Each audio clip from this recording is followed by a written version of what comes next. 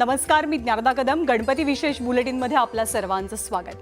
अगदी सुरुवातीला आपण बघणार आहोत विदर्भाच्या गोंदिया जिल्ह्यातला एक गणपती. हा गणपती विशेष आहे. हा गोंदिया शहराच्या रेलेटोली परिसरातला गणपती आहे. श्री सिद्धिविनायक गणेश मंदिरात हा गणपती बाप्पा विराजमान आहे. या मंदिराला अंदाजे 150 वर्षांची परंपरा आहे. सिद्धिविनायक मंदिराची स्थापना गौण लोकांनी केल्याचं, समाजानं केल्याचं सांगितलं जात आहे. या मंदिरातील गणरायाच्या मूर्तीची सोंड उजव्या बाजूची आहे आणि या गणेशाच्या दर्शनासाठी केवळ महाराष्ट्रच नाही तर छत्तीसगड आणि मध्य प्रदेशातनं सुद्धा हजारो भाविक मोठ्या संख्येनं हजेरी लावतात. गोंदिया शहरात असलेला रेलटोली परिसरात गणपती मंदिर हा मागील 150 वर्ष जुना असा मंदिर आहे आणि हा मंदिराची स्थापना गोंड लोकांनी केली अशी या ठिकाणी म्हणण्यात येत आहे. आणि त्याचप्रमाणे पाहिले की गोंदियामध्ये हा एकमेव मंदिर असं आहे की ज्या गणपतीची सुंड जे आहे ते उजव्या बाजूला आहे. बाकी आपण बघू शकता की ते डाव्या बाजूला असतं, मात्र या ठिकाणी ते उजव्या बाजूला असून हे मंदिर प्राचीन मंदिर आहे. आणि पाहिलं की या ठिकाणी जागृत मंदिर अशी ओळख आहे या मंदिराची. आणि त्याचप्रमाणे पाहिलं की लोक या ठिकाणी मोठ्या प्रमाणात येत असतात. लोक अभिषेक करायला इथे येतात, हवन करायला या ठिकाणी येतात. आणि त्याचप्रमाणे पाहिलं की गोंदियाला लागून असलेलं छत्तीसगड असो किंवा मध्य प्रदेश असो, या ठिकाणी भाविक मोठ्या प्रमाणात या ठिकाणी येतात. रवी सपाटे, न्यूज 18 लोकमत, गोंदिया. चिंतम है, 100-125 वर्ष पुराना है। ये पहले यहाँ पे जो गणेश जी विराजमान थे तो इन्होंने राम लोडू चंद जी जो अग्रवाल जी हैं इनके द्वारा ये भव्य मंदिर बनाया गया. आणि यानंतर चंद्रपुरातनं बातमी. चंद्रपूरच्या भद्रावती तालुक्यात निसर्गरम्य टेकडीवर गौराळा गणेश अर्थात वरदविनायकाचं मंदिर आहे. भद्रावती शहराच्या एका टोकावरती घनदाट झाडीमध्ये हे मंदिर बसलंय. भद्रावतीच्या वरदविनायकाला विदर्भातील अष्टविनायकांमध्ये मानाचं स्थान आहे. या मंदिरातल्या गणेश मूर्तीची आख्यायिका सुद्धा मोठी आहे. गणेशोत्सव काळातल्या 10 दिवसात श्री गणेशाचं दर्शन घेण्यासाठी भाविकांची मोठी गर्दी होत असते.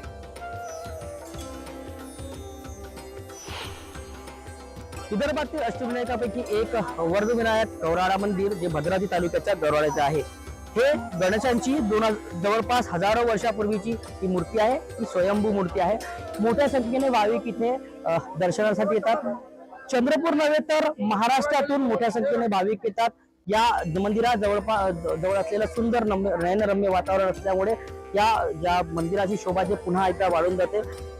गणेश महोत्सवात मोठ्या संख्येने गर्दी असते आणि या गणपती मंदिराला एक मान्यता आहे की इथं आल्यावर नवसाला हा पावतो. त्यामुळे या मोठ्या संख्येने या भागाला, या गणेश मंदिराला भेट देण्यासाठी, दर्शन घेण्यासाठी भाविक येतात. हैदर शेख, न्यूज 18 लोकमत, चंद्रपूर. आणि रत्नागिरीच्या दापोली तालुक्यातल्या बुरोंडी गावात काही वर्षांपूर्वी गणरायाची आगळी वेगळी मूर्ती मच्छीमारांना खोल समुद्रात सापडलेली. या मूर्तीचं वैशिष्ट्य असं की ही मूर्ती ब्रह्मा, विष्णू आणि महेश यांचं प्रतीक मानली जाते, कारण ती त्रिमूर्ती गणेशाची लाकडाची मूर्ती आहे. गणपतीची ही लाकडी मूर्ती 5 फुटांची असून ती अतिशय रेखीव आहे. संपूर्ण कोकणात अशी मूर्ती ही केवळ बुरोंडी गावातच पाहायला मिळते. खोल समुद्रात मासेमारी दरम्यान बाप्पाची मूर्ती सापडल्यानं मच्छीमार खोल समुद्रात मासेमारीला जाण्यापूर्वी मोठ्या निष्ठेनं आणि भक्तिभावानं गणरायाचं दर्शन घेतात. ही गणपतीची मूर्ती ज्या साखरकर कुटुंबाला सापडली होती ते कुटुंब दरवर्षी मोठ्या थाटामाटात माघी गणेशोत्सवही साजरा करतं. कोकणात अनेक गणपतीचे प्राचीन देऊळ आहेत, मात्र रत्नागिरी जिल्ह्यातल्या बुरोंडी गावामध्ये असं एक मंदिर आहे. त्या ठिकाणी गणपतीची जी मूर्ती आहे ते त्रिमूर्ती गणेश या ठिकाणी विराजमान झालेले आहेत. इथल्या मच्छीमार बांधवांना अरबी समुद्रामध्ये ही मूर्ती सापडली होती. आपण पाहतोय या मूर्तीची खासियत म्हणजे ही जी मूर्ती आहे ते त्रिमूर्ती गणेश आहे आणि लाकडापासून ही बनवलेली मूर्ती आहे. इथल्या मच्छीमार बांधवांना मासेमारी करत असताना त्यांच्या बोटीला एक मूर्ती तरंगताना दिसली आणि त्या मूर्तीला त्यांनी बाहेर काढलं आणि याच गावामध्ये आता या मूर्तीची प्राणप्रतिष्ठा करण्यात आलेली आहे. आपण पाहतोय ही जी मूर्ती आहे सिसमच्या लाकडापासून बनवलेली आहे. मात्र नेमकी या मूर्तीची स्थापना कोणी केली हे जरी सांगता येत नसलं तरी इथल्या मच्छीमार बांधवांना अरबी समुद्रामध्ये हे जाळ्यामध्ये मिळालेली ही मूर्ती आहे आणि त्यामुळे त्या मूर्तीला विशेष महत्त्व प्राप्त झालेलं आहे.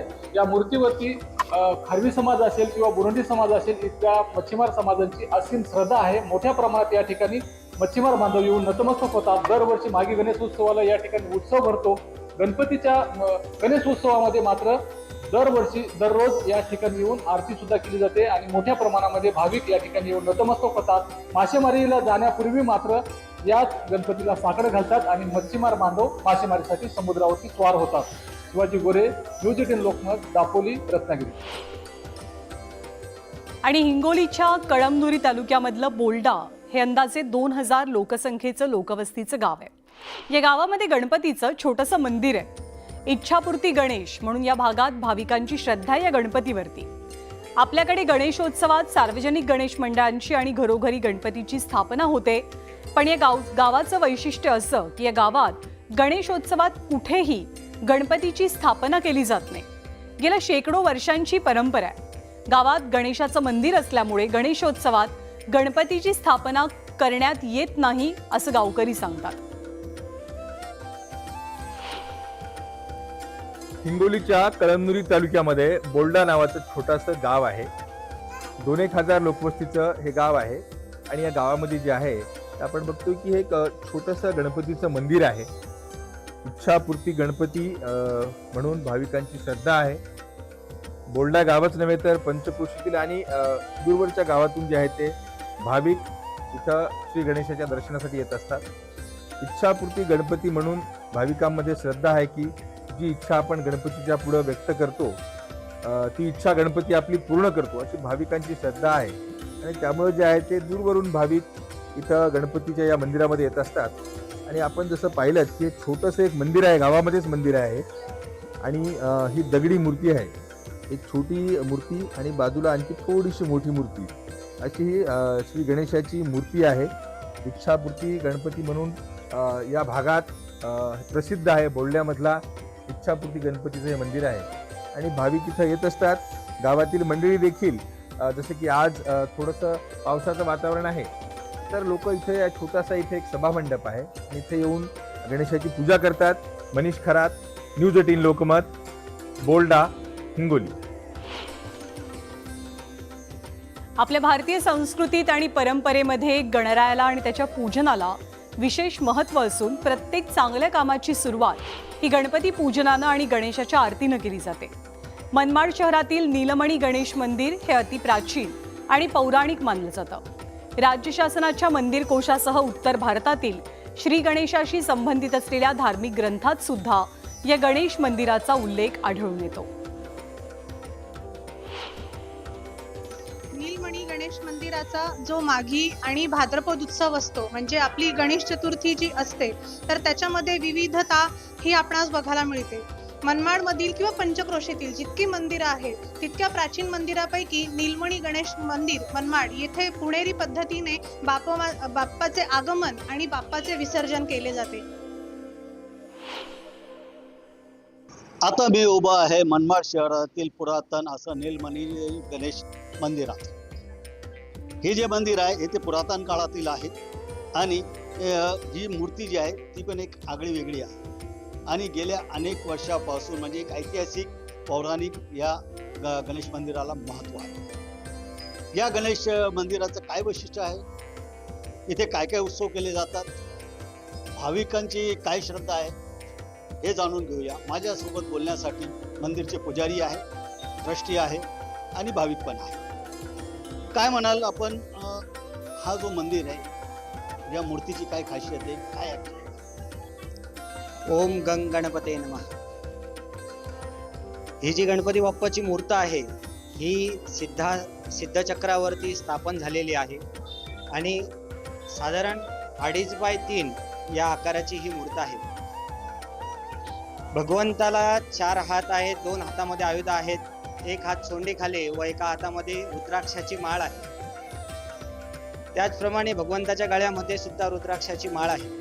आपण जर निरखून बघितलं भगवंताकडे तर ध्यानस्थ अशा स्वरूपामध्ये गणपती बाप्पा या ठिकाणी आपल्याला बसलेले दिसतात. या बाप्पाला तांत्रिक गणपती म्हणून पण अनेक भाविक पूजा करत असतात. बबू शेख, न्यूज 18 लोकमत, मनमाड.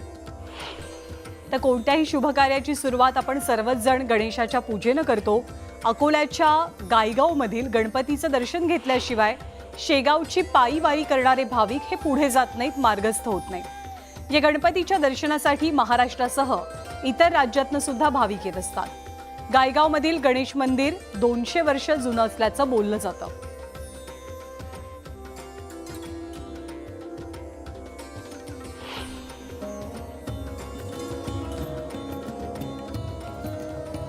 कुठल्याही शुभ कार्याचं किंवा कुठल्याही कार्याचं सुरुवात करायची असली तर सुरुवातीला श्री गणेशा करतात आणि असंच गणेशाचं मंदिर अकोल्यातील गायगाव येथे आहे. हे गायगाव येथील मंदिर प्रसिद्ध असून नवसाला पावणार असल्याची आख्यायिका आहे.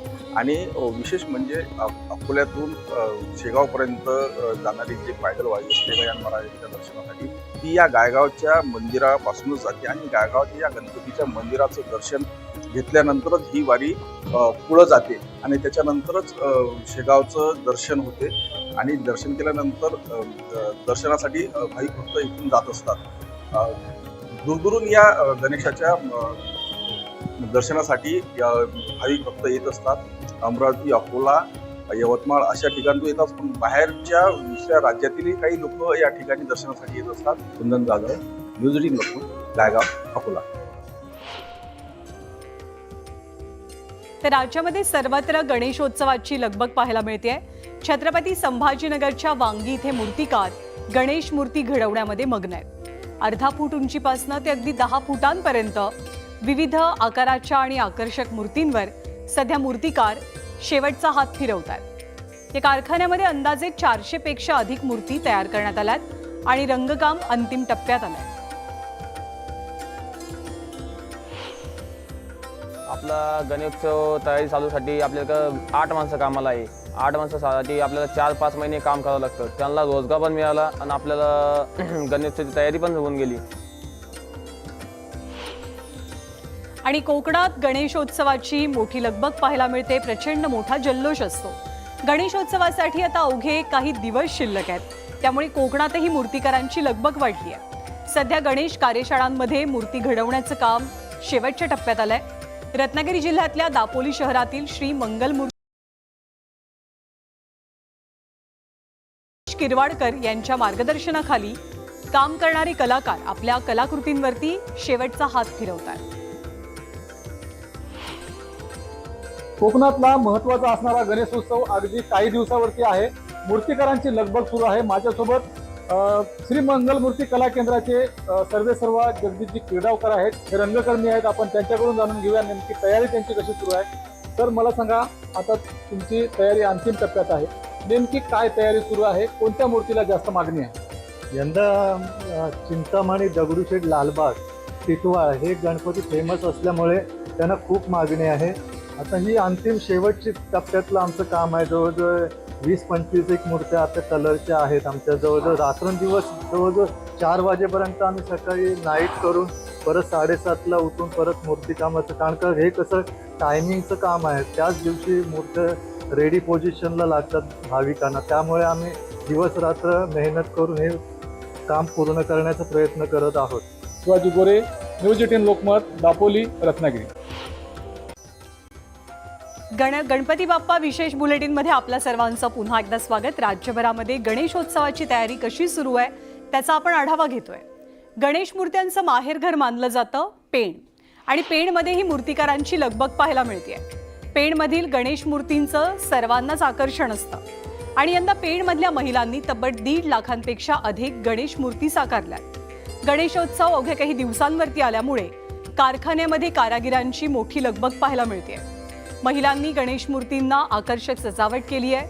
फेटा, धोतर, डायमंडचं वर्क अशा सगळ्या कामांमध्ये महिला कारागीर व्यस्त पाहायला मिळतात.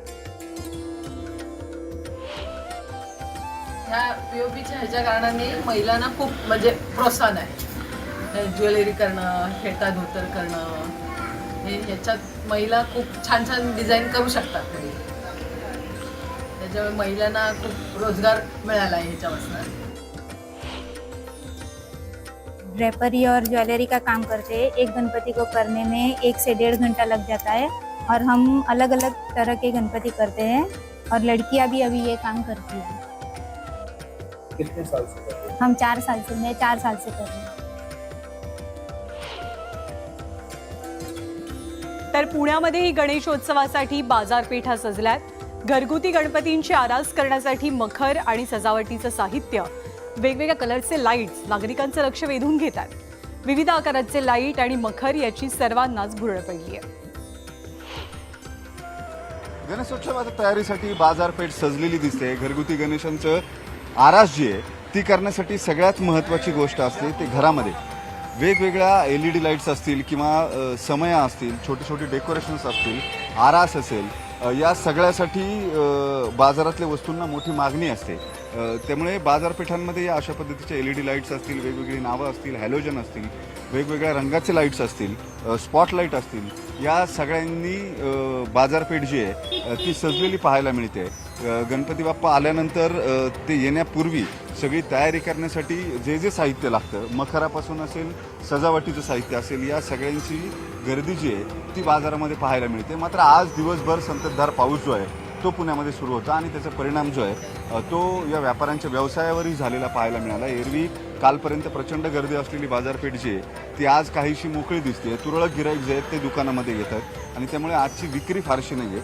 मात्र हे सगळं जरी असलं तरी आणखी एक शनिवार रविवार आठवड्याचा शेवट जो आहे तो येणं बाकी आहे अजून आणि त्यावेळेस ही गर्दी जी आहे ती मोठ्या प्रमाणावरती असेल. यंदाच्या वर्षी बाजारामध्ये नेमकी कशाला मागणी आहे ते या व्यापाऱ्यांना आपण विचारूया. तुमच्याकडं ज्या वस्तू आहेत त्यांची खासियत नेमकी काय आहे आणि कशाला मागणी आहे बाजारामध्ये आता सध्या? तर आमच्याकडं माळा आहेत जे मम्मी माझी अंडर प्रिव्हिलेज जे वुमन आहे त्यांना वुमन एम्पॉवरमेंट, आमचे माळा सगळे वुमन बनवतात, हँडमेड घरगुती मेड माळा असतात आमचे सगळे. आणि आम्ही एकटे इंडियामध्ये जे वॉरंटी देतो माळांना. अच्छा, ठीक आहे. म्हणजे महिला बचत गटांकडून तुम्ही नाही, बचत गटात नाही, आमची मम्मी इंडिव्हिज्युअली म्हणजे ट्रेनिंग देऊन, हो, ट्रेनिंग देऊन त्यांच्याकडून काम करून घेतो आम्ही. सगळ्यांच्या घरी जे घरातनं बाहेर नाही जाऊ शकत किंवा ज्यांना बारकी पोरं आहेत त्यांच्याकडून आम्ही करून घेतो. मम्मी ट्रेनिंग देऊन करून घेतो. चांगली गोष्ट आहे. महिला ज्या आहेत त्या महिलांना ट्रेनिंग देऊन त्यांच्याकडून ही सगळी लाईटच्या माळा ज्या आहेत त्या बनवून घेतल्या जातात, त्यांची गॅरंटी दिली जाते. आणि अशा अनेक वस्तू ज्या आहेत त्या बाजारामध्ये दिसून येतात सध्या, ज्याच्यामध्ये LEDच्या लाईट्स ज्या आहेत त्याला डेकोरेशनसाठी किंवा घरगुती आरास करण्यासाठी प्रचंड मोठी मागणी जी आहे ती असते. या लाईट्सचा वापर करून वेगवेगळ्या सगळ्या डेकोरेशन्स ज्या आहेत त्या घरामध्ये सजवल्या जातात आणि बाप्पा जो आहे त्याचा मंडप असेल किंवा घरगुती गणेश असेल त्याच्यासाठी लागणारी सगळी तयारी जी आहे ती या लखलखाटामध्ये करण्यासाठी सगळेच जण आतुर असतात. व्हिडिओ जर्नलिस्ट सचिन अन्साटे सर, वैभव सोनोने, न्यूज 18 लोकमत. आणि रत्नागिरी जिल्ह्याच्या दापोली तालुक्यातल्या आंजर्ले कड्यावरचं गणेश मंदिर हे विशेष आहे, कारण हे कोकणातलं एक प्रसिद्ध आणि प्राचीन असं मंदिर आहे, देवस्थान आहे. या मंदिराला कड्यावरचा गणपती अशी सुद्धा एक ओळख आहे. आंजर्ले कड्यावरचा गणपती आणि त्याचं मंदिर 17व्या शतकातलं असल्याचं सांगितलं जातं. या मंदिराला ऐतिहासिक वारसा सुद्धा आहे. मंदिरातनं अरबी समुद्राचं दृश्य मनमोहक दिसतं, जिथे श्रद्धेचा दीप आणि समुद्राच्या लाटांचा नाद हा एका सुरात गुंफला जातो. तत्कालीन व्यवस्थापक रामकृष्ण भट मित्सुरे यांना गणपतीने दृष्टांत दिला की माझ्या ज्या ठिकाणी पाऊलखुणा दिसते तिथे माझी स्थापना करा. पहिल्यांदा हे पाऊल समुद्रकिनारी होतं देऊळ, नंतर जसजशी पाण्याची पातळी वाढली तसं ते देऊळ पाण्याखाली जायला लागलं. आणि आत्ता तुम्ही शिवमंदिराची पुन्हा पाठीमागे गेलात की तिथे तुम्हाला पहिलं पाऊल पाहायला मिळेल आणि दुसरं पाऊल मूर्तीच्या इथे खाली आहे. त्यामुळे त्या गणपतीची स्थापना इथे केलेली आहे. हा गणपती पूर्णपणे डोंगराळ असल्यामुळे याला कड्यावरील गणपती देखील संबोधले आहे. रत्नागिरी जिल्ह्यातील अंजर्ले या गावामध्ये कड्यावरचा गणपती आहे आणि हा गणपती प्रसिद्ध आहे. दूरदूरचे भाविक या ठिकाणी येऊन नतमस्तक होतात. अलीकडे मात्र हे मंदिर पर्यटन स्थळ बनलेलं आहे. मोठ्या प्रमाणात पर्यटक या ठिकाणी येऊन नतमस्तक होतात. आजूबाजूचा निसर्गरम्य वातावरण आणि विस्तीर्ण समुद्र किनारा पर्यटकांना भावतोय. आपण पाहतोय या ठिकाणी नारळी पोपळीच्या बागेमध्ये अंजर्ले हे गाव आहे आणि याच समुद्र किनाऱ्यावरती गणपतीचं छोटंसं देऊळ होतं. मात्र कालांतराने याच देवळाचा जीर्णोद्धार करण्यात आलेला आहे. आता हे देऊळ आपल्याला उंच कड्यावरती पाहायला मिळते. याच कड्यावरती गणपतीचं पहिलं पाऊल पडल्याचं बोललं जातंय आणि यानंतर दुसरं पाऊल ज्या ठिकाणी गणपतीचं पडलं त्या ठिकाणी मात्र आता आपल्याला गणपतीचं असं सुरेख मंदिर पाहायला मिळतंय. हे गणपतीचं जे देऊळ आहे मंदिर आहे ते मंदिर पेशवेकालीन मंदिर आहे. या मंदिराचा 3 वेळा जीर्णोद्धार करण्यात आलेला आहे. अलीकडे मात्र आजूबाजूचा विलोभनीय जे दृश्य आहे, इथला जो परिसर आहे तो मात्र पर्यटकांना भुरळ घालतोय आणि त्यामुळेच मोठ्या प्रमाणात दूरदूरचे पर्यटक या ठिकाणी येत असतात. शिवाजी गोरे, न्यूज 18 लोकमत, दापोली, रत्नागिरी. आणि यानंतर बाप्पा मोरया रे आमच्या विशेष कार्यक्रमात विशेष बुलेटिनमध्ये. आत्ता वेळ झालेली आहे इथेच थांबण्याची. पाहत रहा न्यूज 18 लोकमत.